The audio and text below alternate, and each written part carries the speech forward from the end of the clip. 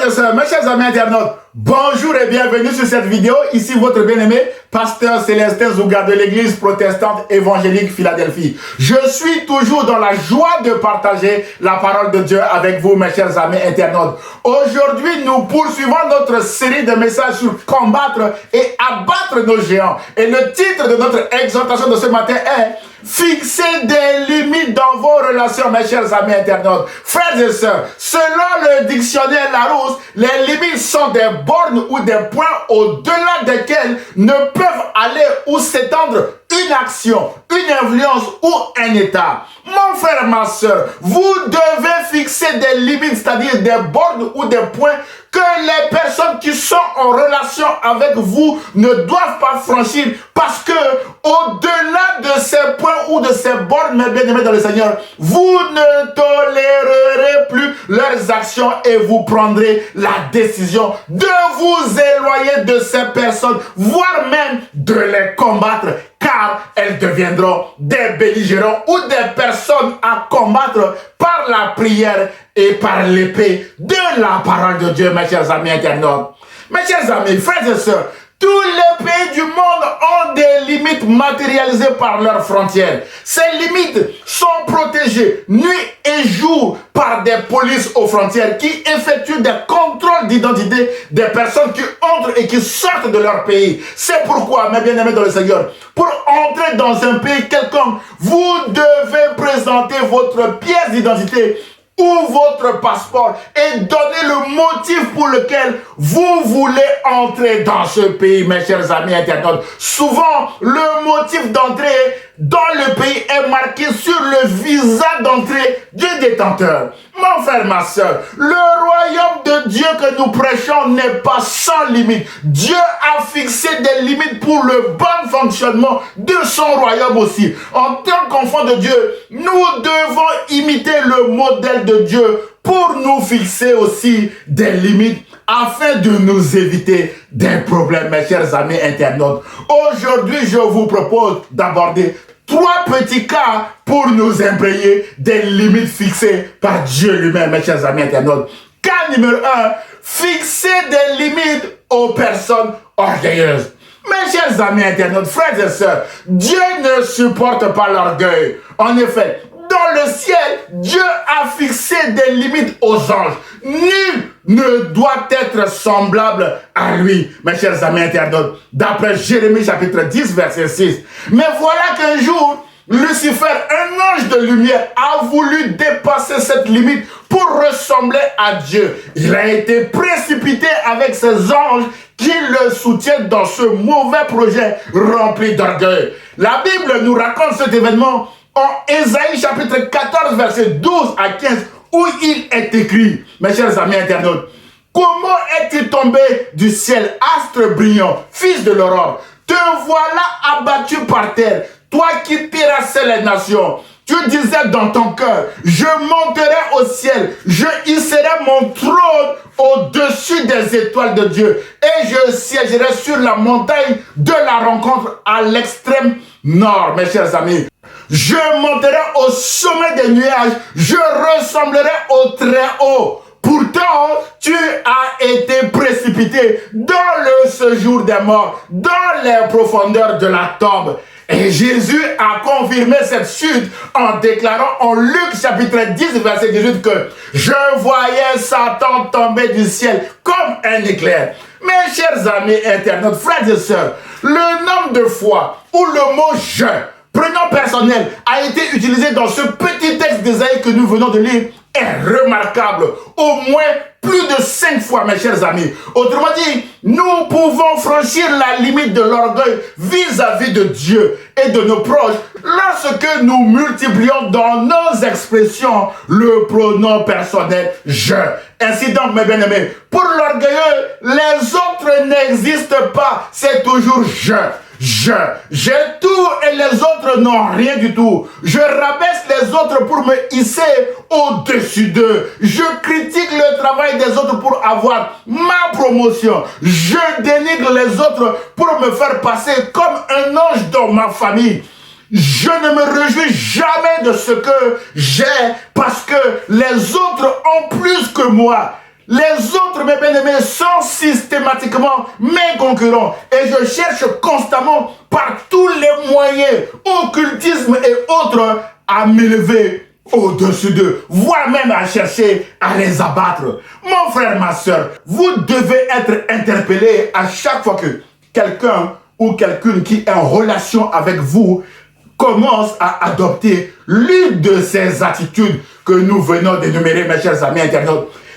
Éloignez-vous pacifiquement de ces personnes, comme Dieu a éloigné Lucifer de lui, mes chers amis. Mon frère, ma soeur, l'orgueil est dévastateur en ce que l'orgueil divise des amis, l'orgueil écrase des familles, l'orgueil éclate des couples et entraîne même des guerres sans merci entre deux nations, mes bien-aimés dans le Seigneur. Vous pouvez rajouter les conséquences de l'orgueil.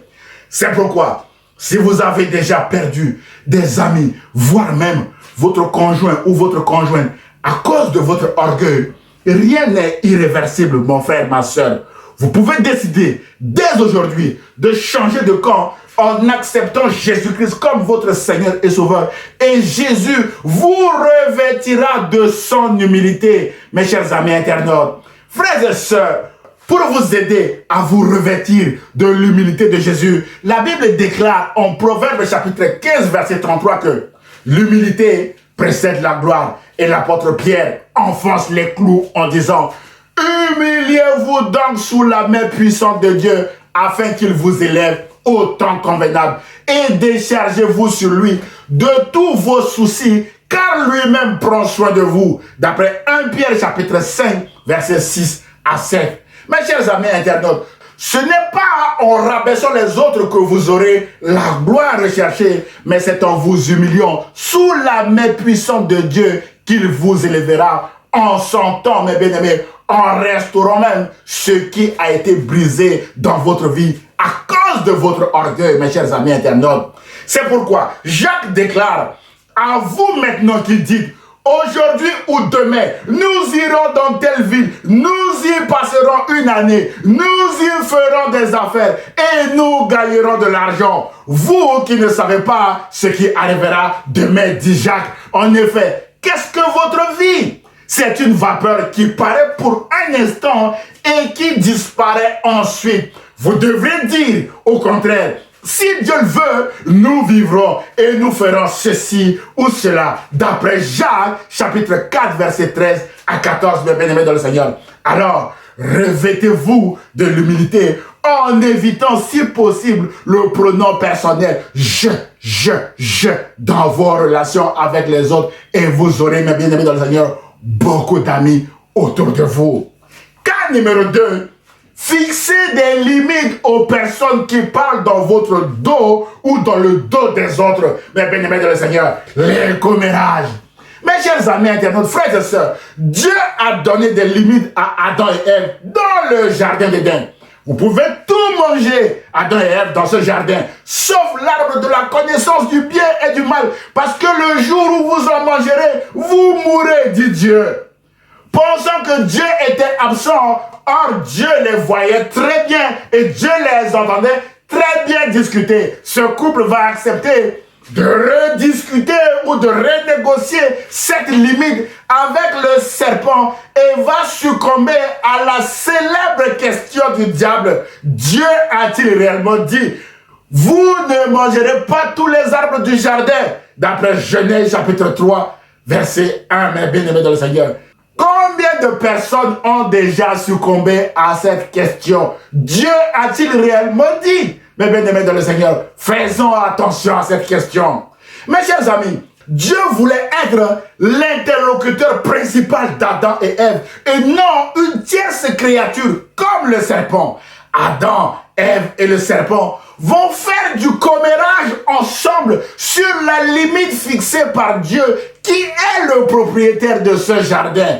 Ils vont critiquer Dieu, mais bien aimé dans le Seigneur, que cette limite n'est pas bonne. Oh, le jour où vous en mangerez, vos yeux s'ouvriront, vous serez aussi comme des dieux.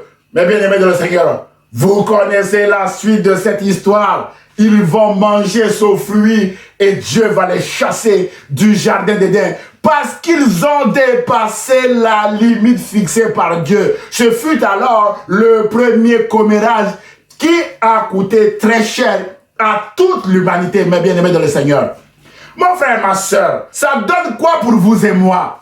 Au travail, votre direction générale a fixé les règles et les limites du travail. À l'église, votre pasteur ou votre curé a fixé les limites. Dans votre famille, Dieu a aussi fixé des règles pour faciliter l'épanouissement de tout le monde dans la famille. Par exemple, honore ton père et ta mère. Mais vous et l'aide de vos proches, mes bien-aimés dans le Seigneur, vous vous mettez constamment à vouloir tout critiquer dans le dos des autres et même dans le dos de Dieu. Ce faisant, vous marchez sur les pas d'Adam et Ève. Cela pourrait, mes bien-aimés dans le Seigneur, vous coûter très cher si vous continuez avec le commérage. Mon frère, ma soeur, amis chrétiens, éloignez-vous de ce genre de personnes qui critiquent tout et qui murmurent sur tout. Leurs collègues de travail, qui murmurent sur leur famille, leurs époux, épouses, leurs enfants, mes bien-aimés dans le Seigneur, leurs frères, leurs sœurs, leurs parents, mes bien-aimés dans le Seigneur. Tout doit passer au crible chez eux, en murmurant, en critiquant, mes chers amis internautes.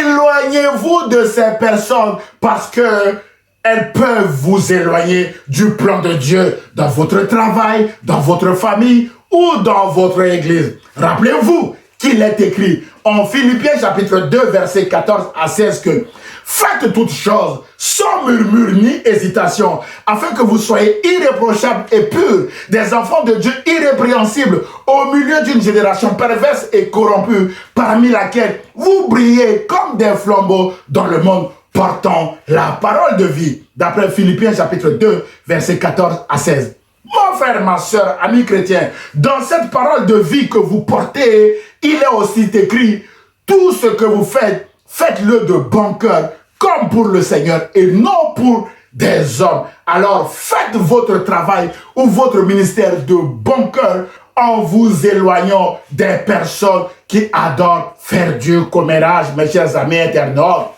Troisième et dernier cas de ce matin, fixez aussi des limites autour de vos maisons et aux membres de votre famille.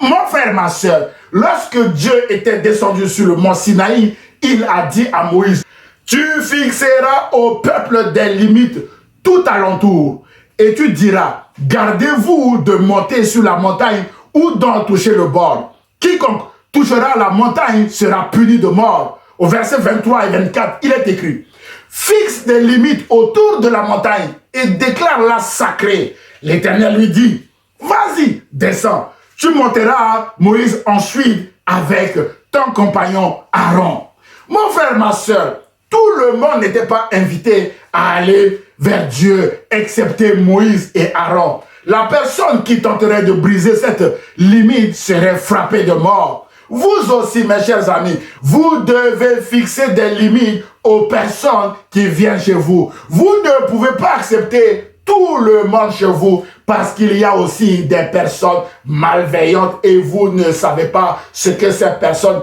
peuvent venir déposer chez vous pour vous détruire. Vous pouvez me dire, ah, pasteur, ces personnes qui viennent chez nous sont des membres de notre famille. Oui, avec intelligence, mon frère, ma soeur, parce que Jésus a donné aussi les limites de la famille. Mes bien-aimés dans le Seigneur, mes chers amis, sur les limites de la famille, la Bible déclare en Matthieu chapitre 12, versets 46 à 50 que, comme Jésus s'adressait encore à la foule, voici sa mère et ses frères qui étaient dehors, cherchèrent à lui parler. Quelqu'un lui dit, voici, ta mère et tes frères sont dehors et ils cherchent à te parler. Mais Jésus répondit à celui qui le lui disait, qui est ma mère? Qui sont mes frères? Puis, étendant la main sur ses disciples, il dit, voici ma mère et mes frères. Car quiconque fait la volonté de mon Père qui est dans les cieux, celui-là est mon frère et ma soeur et ma mère. Mes chers amis internautes, selon ma compréhension de ce texte, un frère, une sœur ou un proche qui vient accomplir la volonté de Satan chez vous, c'est-à-dire vous voler, vous tuer, vous détruire, n'est pas votre frère, ni votre soeur, ni votre mère ou votre père. Vous devez vous éloigner pacifiquement de cette personne parce qu'elle porte le plan destructeur de Satan contre vous. Ce faisant, mes bien-aimés, il ou elle a franchi la limite imposée par la définition du mot frère ou sœur donné par Jésus ici. En effet, votre frère, votre sœur ou mère est celui ou celle qui fait la volonté de Dieu, c'est-à-dire la personne qui doit vouloir votre bien parce que Dieu est bon et non quelqu'un ou quelqu'une qui veut constamment votre malheur, mes chers amis internautes. En conclusion de notre exhortation d'aujourd'hui, mon frère, ma sœur, vous avez vu que les limites dans nos relations sont bibliques. Alors, fixez-vous des limites dans vos relations afin de vous éviter des combats inutiles, mes chers amis internautes. Je termine cette exhortation avec la prière de Jabez pour vous en 1 Chronique chapitre 4 verset 10 où il est écrit: Jabez invoqua le Dieu d'Israël en disant: si tu me bénis et que tu étendes mes limites, si ta main est avec moi, et si tu me préserves du malheur, en sorte que je ne sois pas dans la souffrance, et Dieu accorda ce qu'il avait demandé. Mon frère, ma soeur, mes chers amis internautes, que Dieu vous accorde aussi ce que vous lui demandez ce matin au nom de Jésus-Christ. Je prie pour vous et l'Église protestante évangélique Philadelphie répond Amen. Que Dieu vous bénisse, mes chers amis internautes. À très bientôt. Au revoir.